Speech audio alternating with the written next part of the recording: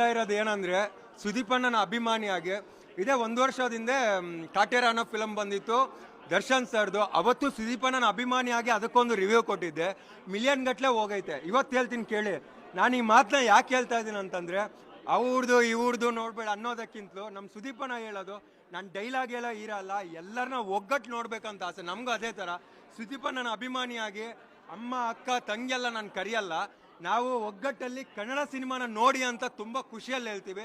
ಆಮೇಲೆ ಮ್ಯಾಕ್ಸಿಮಮ್ ಆಗಿದೆ ಅಂತ ಖುಷಿಯಲ್ಲಿ ಹೇಳ್ತೀವಿ.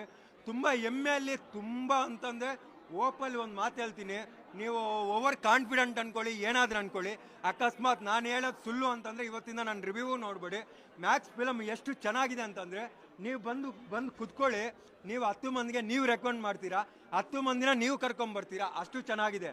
ಆರಕ್ಷಕರೇ ಇರೋದು ನಮಗೋಸ್ಕರ. ಅವರ ಫ್ಯಾಮಿಲಿಗೆ ಪ್ರಾಬ್ಲಮ್ ಆಯಿತು ಅಂತಂದರೆ ಅವ್ರು ಬಿಟ್ಕೊಡ್ತಾರಾ?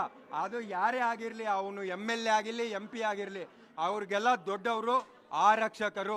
ಅದನ್ನು ಇವತ್ತು ವೀರ ಮದಕರಿ ಅಂತ ಒಂದು ಸಿನಿಮಾ ಬಂದಿತ್ತು, ನಾವು ಕಾಲೇಜ್ ಟೈಮಲ್ಲಿ ನೋಡಿದ್ವಿ. ಇವತ್ತು ಪ್ಯಾನ್ ಇಂಡಿಯಾ ಜಮಾನದಲ್ಲಿ ಏನಾಗ್ಬಿಟ್ಟಿದೆ, 100 ಕೋಟಿ ಸಿನಿಮಾ 200 ಕೋಟಿ ಸಿನಿಮಾ ಮಧ್ಯದಲ್ಲಿ ಒಬ್ಬ ಸೂಪರ್ ಸ್ಟಾರ್ ಅಂಥವನು ಇಂಥ ಒಂದು ಸಿನಿಮಾನು ತೆಗಿತಾರೆ ಅನ್ನೋದಕ್ಕೆ ಸುದೀಪ್ ಸರ್ ಬಿಟ್ಟರೆ ಇನ್ನೊಬ್ಬರಿಗೆ ಸಾಧ್ಯನೇ ಇಲ್ಲ. ಅದಂತೂ ತುಂಬ ಹೆಮ್ಮೆಯಿಂದ ಹೇಳ್ತೀವಿ ಮ್ಯಾಮ್. ಆರಕ್ಷಕರೇ, ನಮ್ಮ ಡೈಲಾಗ್ ಹೇಳುವ ಒಬ್ಬ ರಿವ್ಯೂವರ್ ಅಲ್ಲ ಮೇಡಮ್. ನಾವು ಎಲ್ಲರನ್ನ ಒಗ್ಗಟ್ಟಿಂದ ತುಂಬ ಮಂದಿ ಕನ್ನಡ ಸಿನಿಮಾ ನೋಡೋಂಥ ಖುಷಿ ಪಡೋ ಒಬ್ಬ ಸುದೀಪಣ್ಣನ ಪಕ್ಕಾ ಅಭಿಮಾನಿ.